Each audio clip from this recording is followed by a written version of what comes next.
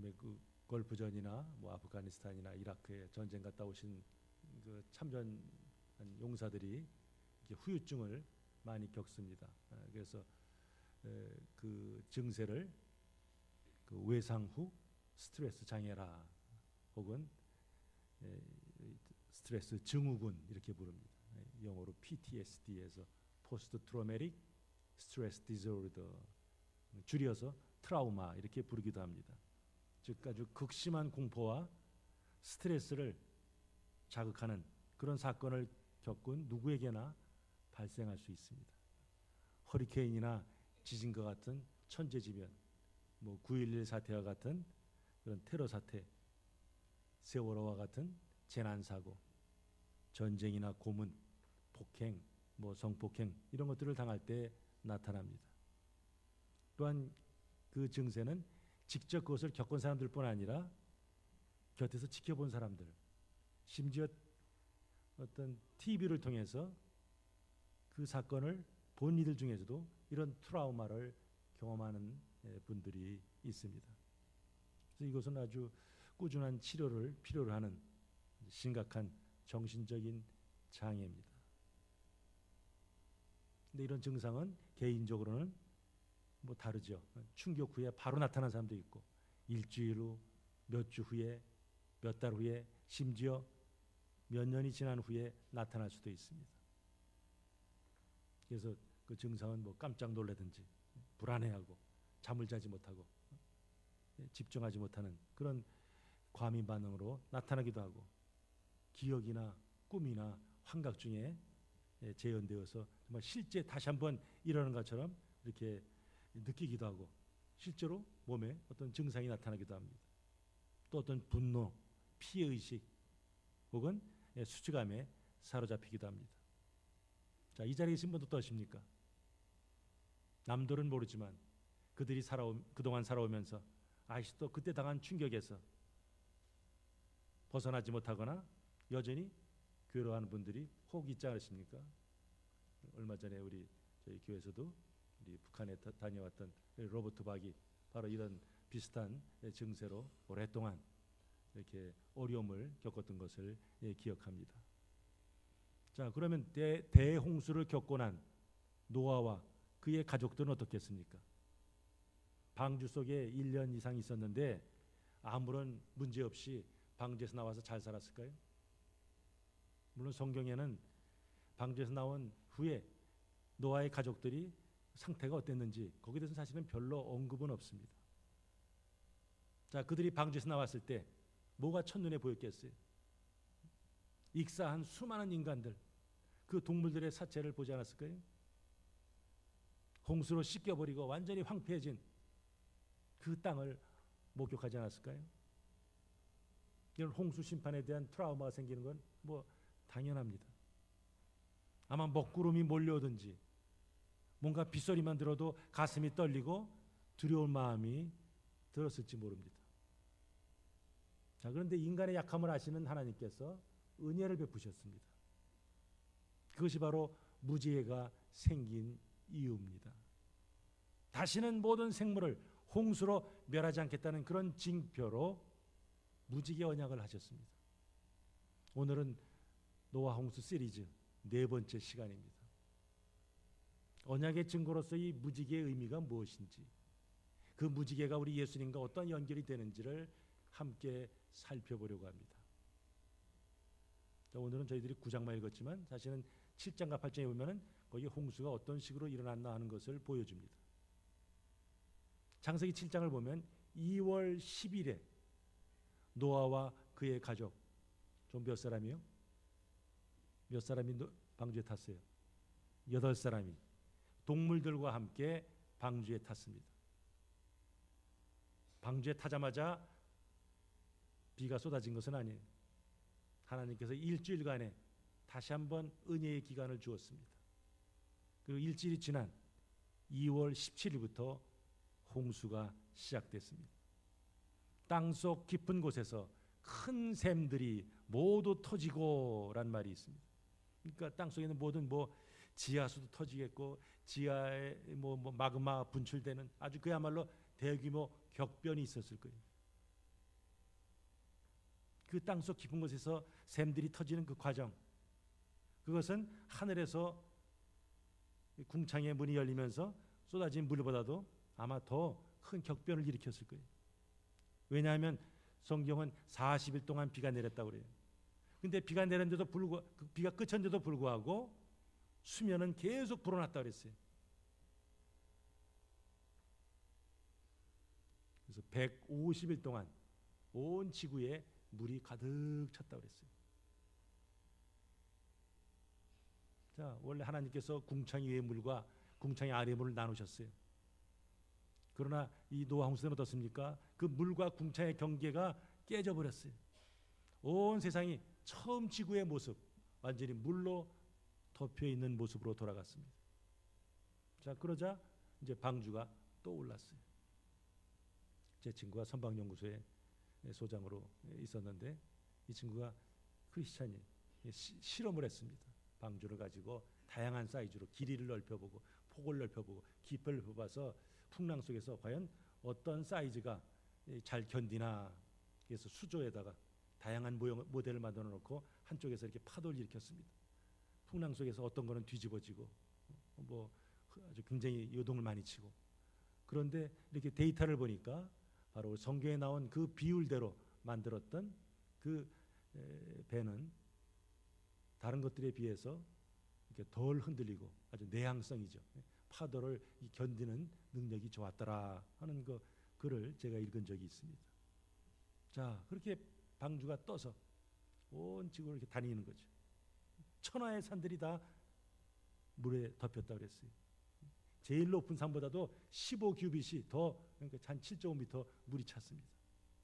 자, 인간의 죄악으로 인해서 땅 위에 숨쉬는 모든 생물이 홍수로 죽었어야 되는데, 근데 하나님의 은혜로 살아남은 자들이 있었습니다. 바로 노아와 그의 식구, 그리고 하나님의 선택을 받아 방주에 탔던 그런 짐승들입니다. 하나님께서는 그들을 기억하시고 이제 물을 빠지게 하셨습니다. 자, 물이 빠지고 마르는 과정은 창세기 8장 1절부터 16절까지 나옵니다. 자, 홍수가 시작돼서 150일 동안 물이 가득 찼다고 했어요. 그게 7월 17일입니다. 근데 17일에 이렇게 방주가 움직이다가 지금의 터키 지방에 있는 그 아라랏산 그 정상에 배가 딱 걸렸어요. 그리고 물이 계속 빠지니까 이제 주변에 있던 그 산들의 봉우리가 10월 1일쯤부터 보이기 시작했더라 적고 있습니다. 그러면서 물은 계속 감소됐습니다.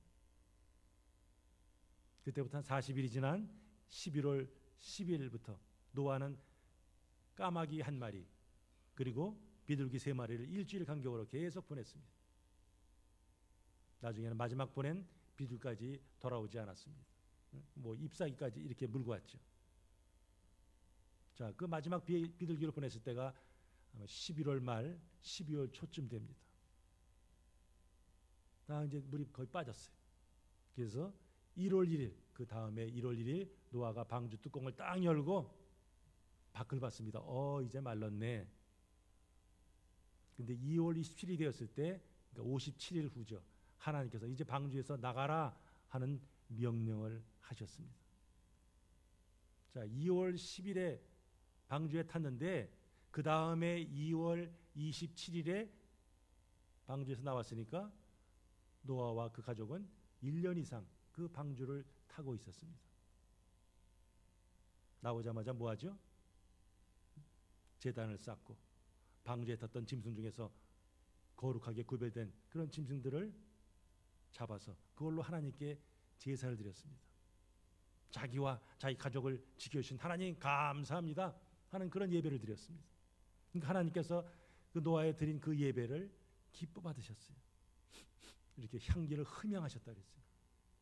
흠양하시고 사람의 근본이 악함을 지적하시면서 모든 생물들에게 이제는 긍휼을 약속하셨습니다. 앞으로 다시는 이와 같은 저주의 홍수가 있지 않을 것이라. 그래서 내가 그런 증거를 보여주시겠다 말씀하셨습니다. 자, 그러면서 오늘 이제 이 9장이 시작됩니다. 하나님께 주신 첫 번째 복된 명령이 뭡니까? 생육하고 번성하여 땅에 충만하라. 이거 어디서 듣던 말이죠? 아담에게 주신 말씀이죠. 물론 아담에는 거기다 플러스 다스리고 정복하라 하는 말씀인데 그거는 빼셨어요. 지금 홍수 심판으로 인해서 노아와 그 가족들을 제외하고는 모든 사람이 죽었기에 지금 전 세계 인구가 지금 8명이에요. 그러니까 하나님께서는 이들을 통해서 다시 한번 온 땅에 사람들로 가득하기를 원하셨습니다. 그래서 이 명령을 내리셨어요. 타락하기 전에 에덴 동산에서는 사람과 이 동물 사이에 뭐 아주 조화로웠어요. 관계가 좋았습니다. 하나님 주신 청지기의 사명을 감당하면서 영적인 권위로 그 모든 만물을 다스렸어요. 그러나 인간이 하나님의 명령을 어기고 선악과를 따먹으면서 범죄했을 때 이 영적인 질서가 깨졌어요. 이제는 힘의 논리가 지배하는 그런 세상이 되었습니다. 그러니까 하나님께서는 이런 세상을 홍수로 멸하시고 이제 노아를 통해서 새로운 역사를 시작하려고 하십니다.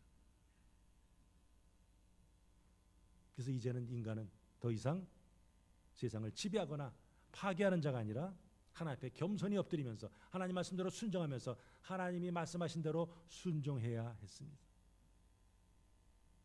대신에 모든 짐승에게는 인간에 대해서 본능적으로 두려워하는 그런 마음을 주셨어요. 그래서 인간에게 복종하게 만드셨습니다. 자, 그러면서 하나님 하신 말씀이 있어요. 에덴 동산에서는 사람들이 뭐 먹었어요? 뭐 식물, 씨, 뭐 열매를 먹었죠. 그러나 홍수 후에는 고기를 먹어라 허락을 합니다. 근데 먹기는 먹되 그 생명되는 핏째 먹지 말라 말씀하시면서 그 생명의 존엄함을 일깨워 주십니다. 자, 근데 이 고기 먹는 과정 그 다음에 무슨 얘기가 나와요? 무슨 살인하는 이런 내용들이 쭉 나옵니다. 그런 걸 볼 때 하나님께서 이 사람의 생명의 가치를 바로 그 동물의 생명의 피를 통해서 지금 가르치려고 하시는 것을 알 수 있습니다. 자, 동물을 고기를 먹으려면 그걸 죽여야죠. 피를 흘려야죠. 그럼 흘리다 보니까 그 옆에 있던 사람도 자칫하면 죽일 수가 있어요. 하나님께서는 그걸 염려하시는 거죠. 폭력의 대상이 짐승을 넘어서 이제 인간에게까지 갈 것을 염려하셨어요. 구약에서는 이에는 이, 눈에는 눈, 그런 말씀이 있죠. 동형상해법이라, 받은 대로 갚아줘라 이 말이죠. 근데 그 말은 오해하면은 당한 만큼 꼭 갚아줘, 보복해도 그 정당해, 그런 취지로 하나님께서 말씀하신 것이 아니에요. 자, 누가 자기 일을 상하게 했어요. 일을 상하게 했으면 화가 나가지고 그 사람을 그 자기 당한 만큼 이렇게 합니까? 내친 김에 다른 데도 때리고 더 아주 무리한 폭력을 가할 수가 있어요. 그러니까 하나님께서는 뭐예요? 자기가 당한 것 이상으로 갚지 마라 하는 취지에서 하나님께서 은혜로 그 메시지를 준 것이지 당한 자는 반드시 갚아라 그런 취지가 아니었어요. 만약에 생명의 존귀함을 잃어버리고 피째 먹으면 짐승은 짐승을 통해서, 사람은 다른 사람을 통해서 처벌하겠다 하나님께서 말씀하십니다. 특별히 5절에 보니까 찾으리라 이런 말이 우리 성경에는 2번 나옵니다. 너희의 생명의 피를 찾으리니 그에게서 그의 생명을 찾으리라. 우리 히브리 성경에는 찾은 말이 한 번 더 나옵니다. 우리는 짐승이면 그 짐승에게서 그냥 생략돼 있어요. 그럼 거기에 찾으리라, 이게 결국 찾으리라 몇 번 나와요? 3번. 우리가 3-4번 이러잖아요. 그러니까 하나님께서 뭐예요? 반드시 피째 먹는 자를 찾으시겠다, 벌 주시겠다 하는 의지를 보여줍니다. 자, 하나님께서 왜 심판하십니까? 하나님께서 파괴가 궁극적인 목적이 아니에요. 그걸 통해서 좀 온전하게 그 피조 세계, 그 생명을 보존하시기 위함입니다. 그러니까 다른 사람의 피를 흘리면 죄의 싹은 사망, 반드시 그 사람도 피를 흘려야 합니다. 왜? 사람은 하나님의 형상을 따라 지음받은 존재이기 때문에 그렇습니다.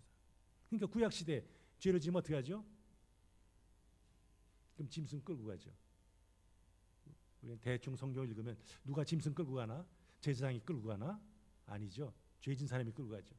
그러면 이제 짐승의 죄를 뒤집어져야지. 안수해요. 그럼 누가 안수하나? 제사장이 안수하나? 누가 안수해요? 죄진 사람이 안수. 그래서 자기의 죄를 짐승에게 뒤집어 씌웁니다. 그러면 이제 제사장이 그것을 죽이고 태워서 하나님께 제사를 드립니다. 그러면서 이제 속죄의 효력이 발생하는 건데 사실은 짐승 피 준다고 그게 속죄가 됩니까? 그러나 조금 예표하는 거죠. 장차 오실 분. 지난주에도 말씀드렸지 성경은 점진적으로 점층적으로 그 하나님의 그 계시를 보여준다 그랬어요. 그러니까 거기서 맛보기로 조금 이렇게 대속의 죽음을 죽는 거야 하는 것을 보여주고 궁극적으로는 예수님이 오시죠. 그러니까 제사 드릴 때 흘린 그 짐승의 피는 장차 이 땅에 오셔서 우리의 죄로 말미암아 십자가에서 보혈을 흘리신 그 예수님의 그 희생을 좀 예표합니다. 자, 근데 하나님께서 이제 노아와 그 아들들과 언약을 맺으시면서 근데 사실 오늘 본문은 어떻습니까? 1절부터 10절까지 굉장히 길어요. 이게 전형적인 그 히브리 그 문장 스타일이죠. 그러나 여기서 사실 이게 딱 요점만 추리면 어떻게 돼요? 굉장히 간단해요. 지금 우리 구약 성경이 굉장히 두꺼운데 사실은 이거 우리식으로 소수적으로만 딱 표현하면 한 절반 정도 양은 줄어듭니다. 굉장히 반복도 많고 지금 표현을 조금씩 이렇게 스타일을 바꿔가면서 지금 표현을 하고 있어요. 그러니까 이렇게 핵심만 얘기는 뭐예요? 다시는 세상을 멸하는 홍수가 있지 아니할 것이라 그 증거로 뭐를 주시겠다? 무지개를 주시겠다. 그걸 약속하는 거죠. 이 언약이라는 우리 지난번에 말씀드렸어요. 히브리 말로 베리트인데 이거는 자르다, 쪼개다 이런 뜻이에요. 그러니까 쌍방간에 지금 어떤 계약이 이루어질 때 그 희생 제물을 반으로 딱 쪼개서 양쪽에 널려놓습니다. 그 다음에 언약을 맺는 사람들이 그 쪼개진 그 짐승 사이로 지나가면서 이게 바로 고대 중동의 그 풍습이죠. 그래서 만약에 이 계약을 어기면 이 쪼갠 짐승과 같이 어긴 사람이 죽음을 당할 것이라 하는 그런 뜻이죠. 지금 노아와 하나님께서 언약을 맺습니다. 언약을 맺는 것은 이제 인간이 홍수를 당했으니까 이제 좀 하나님의 심판을 받자로 될 만큼 의로워졌겠지 해서 하나님께서 언약을 맺는 것은 아니에요. 사실 오늘 보면 바로 뒤에 무슨 사건이 있습니까? 제사 드린 다음에 이거 예배 잘 드렸네. 그다음에 무슨 일이 있어요? 노아가 술 퍼먹고 취해가지고 뻘거벗고 추태를 부리는 모습이 나옵니다. 노아가 구원받은 것이 그가 정말로 하나님 앞에 100% 죄를 안 짓고 온전해서 그런 것은 아니에요. 그냥 은혜 가운데 노아를 택하시고 대표로 그를 살려주신 거죠.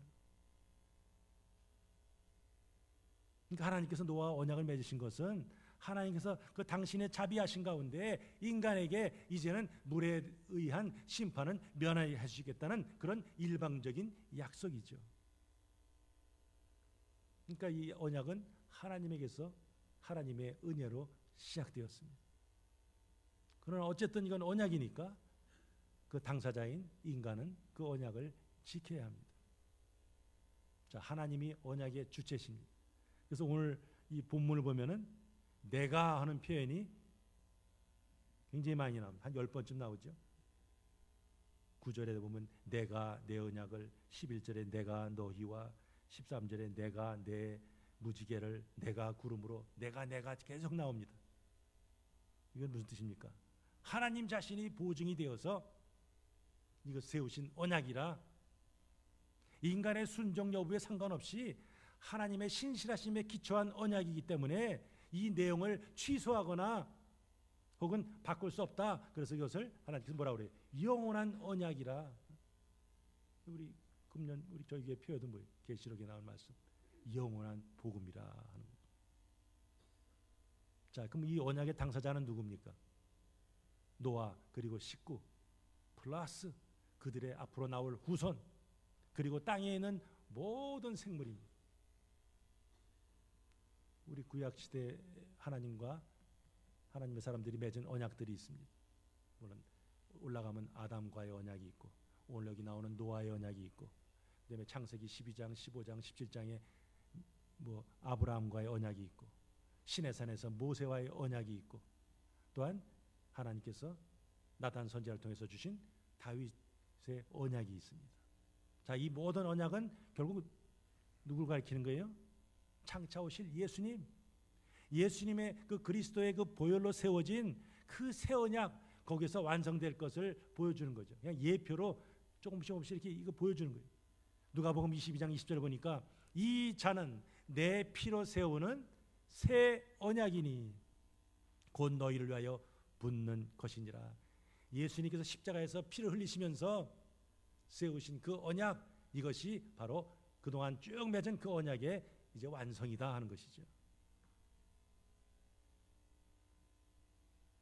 그러시면서 하나님께서는 이제 무지개를 볼 때마다 하나님과 이 피조물 사이에 세운 그 언약을 항상 기억하시겠다고 약속하십니다. 자, 그런데 수많은 언약의 그 징표들이 있을 텐데 왜 하필이면 무지개입니까? 이 무지개로 번역된 이 시브리어 캐셰트, 이 단어는 활이라는 뜻이 있어요. 활, 화살을 쏘는 그 활이죠. 그리고 그 하나님께서는 그 자신의 무지개를 구름 속에 구름에 두시겠다 말씀하십니다. 자, 고대 이 근동 사람들은 생각하기를 무지개는 신의 무기인 활로 생각했습니다. 그러니까 그 활을 이렇게 들고 다니면서 쏘지 않고 구름 사이에 걸어뒀다.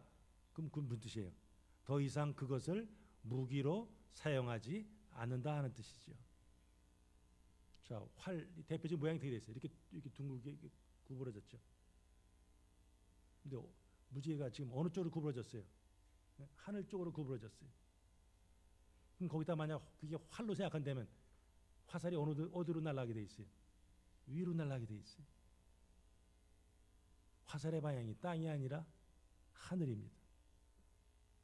죄를 질 때마다 하나님께 진노의 화살로 팍팍 쏴야 되는데 하나님께서 그 방향을 거꾸로 해놓으셨어요. 더 이상 물로 심판하지 않겠다는 그런 하나님의 의지를 상징적으로 보여줍니다. 자, 그게 바로 무지개죠. 그 무지개를 구름 속에 둔다고 하셨습니다. 자, 그 구름은 어떤 구름이에요? 홍수를 쏟아낸 구름입니다. 그런데 그 홍수를 쏟아낸 그 구름 속에다가 무지개를 두셨다는 것은 그 속에 지금 하나님의 은혜가 이제 담겨 있다는 거죠. 그래서 하나님께서는 무지개를 우리 13절에 보니까 내 무지개 이렇게 말합니다. 아까 언약할 때도 내 언약 그렇게 하셨는데 무지개도 내 언약. 그러니까 뭐예요? 내가 이 언약을 신실하게 지킨다는 뜻이에요. 이후에도 홍수가 끝난 후에도 여전히 인간은 범죄하겠지만 하나님의 은혜의 상징인 이 무지개는 계속해서 구름 사이에 뜰 것이라는 거죠.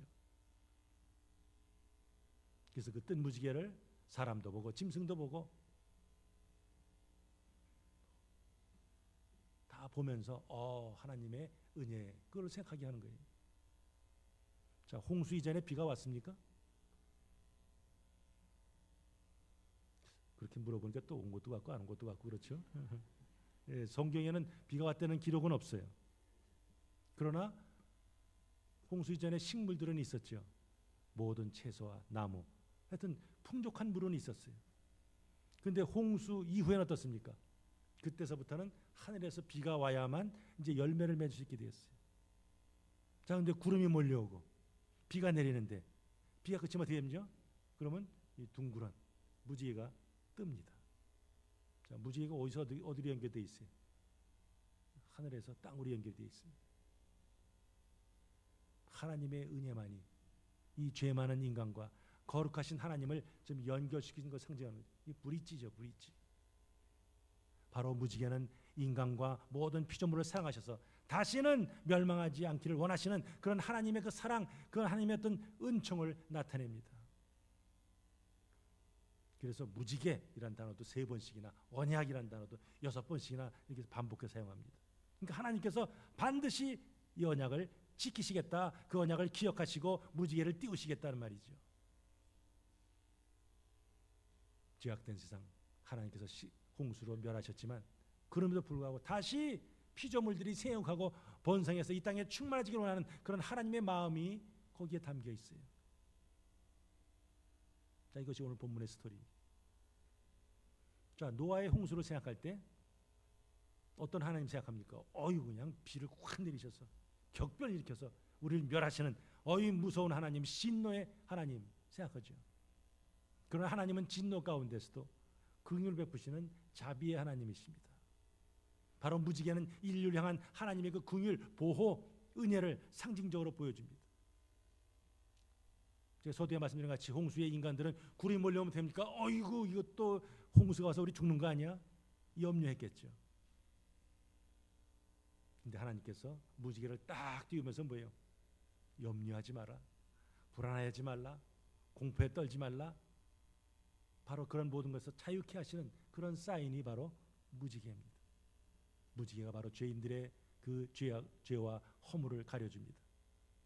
자, 그렇게 따지면 무지개는 누구를 예표하죠?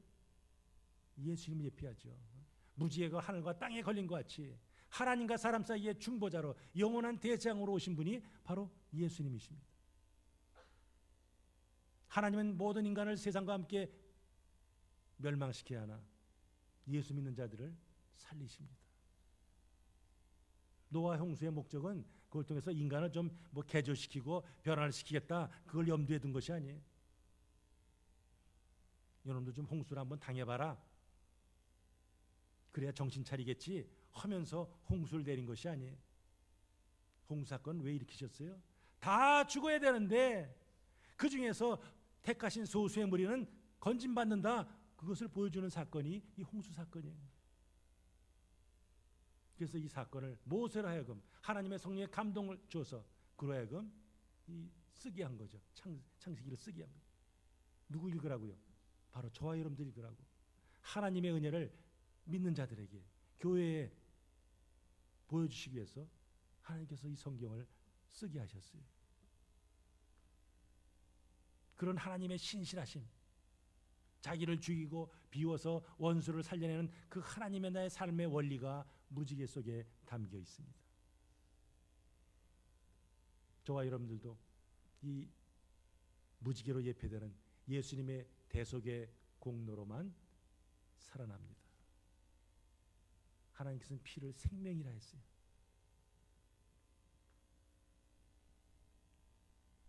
피는 반드시 갚아야 한다고 그랬습니다. 자, 그 말은 복수에 초점이 있는 것이 아니에요. 하나님의 백성을 살리려면 반드시 그 생명에 상응하는 뭐예요? 피가 흘려져야 된다 하는 그런 뜻이죠. 지금 노아 홍수 얘기하면서 갑자기 왜 피 얘기가 이렇게 자꾸 나옵니까? 바로 심판 속의 그 은혜는 예수 그리스도의 그 피의 대속으로만 이루어지기 때문입니다. 우리의 허물과 죄가 바로 예수님의 그 피로 가려졌어요.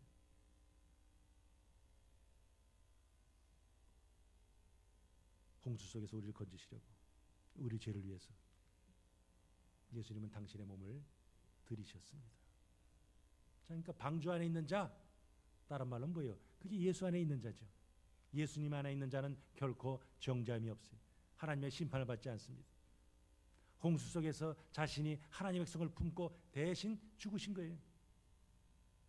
우리 세상을 뭐라고 그래요? 고해라고 그러죠. 이 고생바다, 이 고통의 바다에서 예수님께서 대신 자기 자신이 풍덩 빠지셨어요.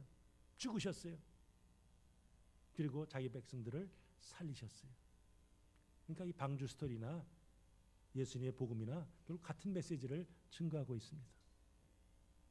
하나님의 은혜를 입은 자들은 육신의 정욕, 안목의 정욕, 이생의 자랑, 이제 이것을 버리는 훈련을 해야 합니다. 의로움과 경건함과 근신함으로 세상을 살아가는 그런 훈련을 해야 합니다. 하나님의 성품을 가진 자로 지어져 가야 합니다. 우리의 영원한 방주이신 그 예수님을 닮아가는 삶을 살아야 합니다. 이제 우리 예수 믿네, 이제 우리 방주에 들어갔네, 그걸로 만족할 것이 아니라 이제는 자신을 위해서 남을 밟고 죽이던 그런 삶을 떠나서 자기 자신을 비워서 이제는 다른 사람들과 화목해하는 그런 사명을 저 여러분들이 감당해야 합니다.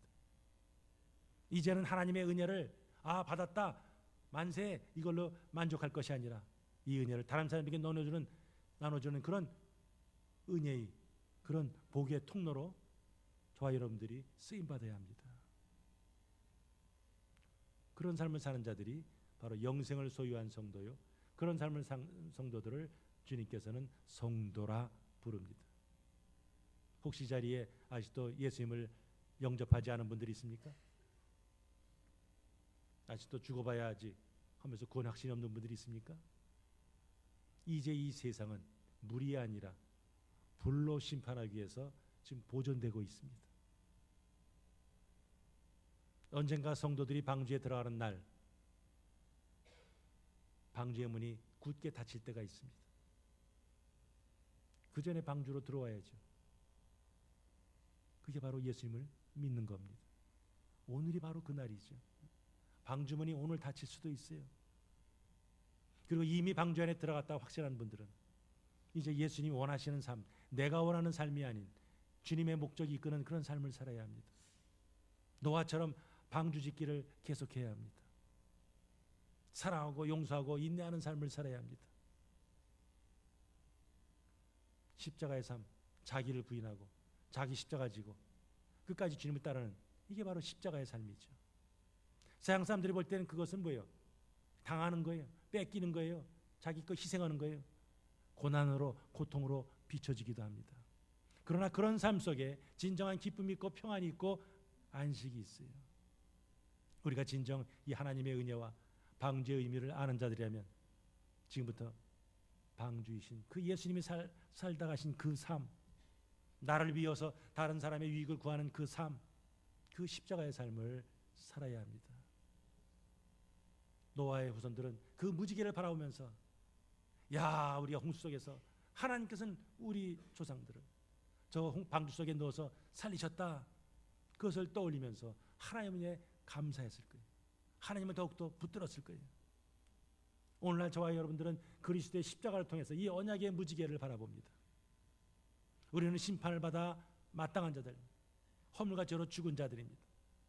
그러나 예수님께서 우리 죄를 대신 짊어지시고 십자가에서 돌아가셨기에 그 대속의 죽음을 인해서 우리는 예수님 믿기만 하면 구원의 효력이 우리 안에 들어와서 우리는 구원받은 하나님의 백성, 영생이 보장된 하나님의 사람들이 됩니다. 하나님의 뜻은 세상에 대한 심판과 책망이 아니라 사실은 구원과 영광이죠. 그래서 하나님은 한 심령도 멸망치 않고 다 구원받기를 이르기를 원한다 그랬어요. 하나님은 원하시지만 모든 사람들이 다 구원받는 것은 아니에요. 구원은 1대1이에요. 아무리 부모가 잘 믿어도 남편이 잘 믿고 아내를 믿어도 저절로 구원받지는 않아요. 우리 한 사람 한 사람이 주님의 부르심에 응답을 해야 합니다. 예수님은 나의 구주로 영접해야 합니다. 주님을 믿을지라도 우리 땅에 살면서 고난은 있어요. 어려움은 있습니다. 그러나 하나님의 그 신실하신 그 하나님의 사랑을 의지할 때 우리는 심판에 대한 두려움에서 벗어날 수 있고 고난에서도 오히려 태풍의 눈과 같이 평강을 경험할 수 있습니다. 장차 구원하실 그날 그분을 바라보면서 또한 새하늘과 새 땅을 바라보면서 우리는 현재의 고난을 넉넉히 이겨낼 수 있습니다. 세상의 문제가 구름대같이 몰릴지라도 파도와 같이 밀어들지라도 우리는 이 무지개 언약을 세우신 하나님 그리스도의 십자가를 의지하면서 참 평안을 누릴 수 있습니다. 무지개의 이 언약은 바로 하나님의 본심이 심판이 아니라 사랑인 것을 증명합니다. 노아 홍수처럼 어떤 인생의 큰 시련을 겪은 분들은 구름만 봐도 가슴이 덜렁할 수 있죠. 그러나 그럴 때 구름만 볼 것이 아니라 구름 속에 감춰둔 뭐예요? 무지개를 바라볼 수 있어야 합니다. 하나님의 약속의 말씀을 붙들어야 합니다. 출애굽한 이스라엘 백성들이 가나안을 향해서 갈 때 어디를 지나갔어요? 광야를 지나갔습니다. 물론 그곳은 뭐 물도 별로 없고 길도 험하고 대적들이 숨어있는 험난한 곳입니다.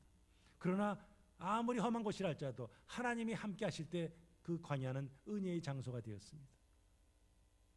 그들이 하나님의 약속을 딱 붙들었을 때 하나님께서는 반석을 깨뜨려서 그들에게 물을 공급하셨습니다. 그러나 광야의 험난함만 바라봤을 때 그들의 입에서는 불평과 원망만 나왔습니다. 베드로가 예수님의 말씀을 듣고 용기를 내어서 발을 내디뎠을 때 그는 물 위를 걸을 수 있었어요. 그러나 바람을 보고 무서워할 때 그의 몸은 물로 꺼져 들어갔습니다. 예수님을 믿지 못하고 상황과 환경만 바라볼 때 두려움이 엄습합니다. 우리는 무지개를 보면서 주의 말씀을 떠올립니다. 세상에서는 너희가 환난을 당하나 담대하라, 내가 세상을 이기었노라. 요한복음 16장 33절의 말씀이죠. 무지개의 언약에 담긴 이 언약을 기억하시기 바랍니다. 고난 속에서도 주님을 의지하시기 바랍니다. 하나님의 약속을 붙들면서 두려움과 낙심이 아닌 믿음과 신뢰로 현재의 고난을 넉넉히 이기시기 바랍니다. 이 놀라운 은혜를 주신 이 하나님의 은혜에 감사하면서 오늘도 주님과 동행하면서 그 언약의 무지개를 노아처럼 증거하면서 노아처럼 방주 짓는 이들이 되시기를 주님의 이름으로 축복합니다. 아멘.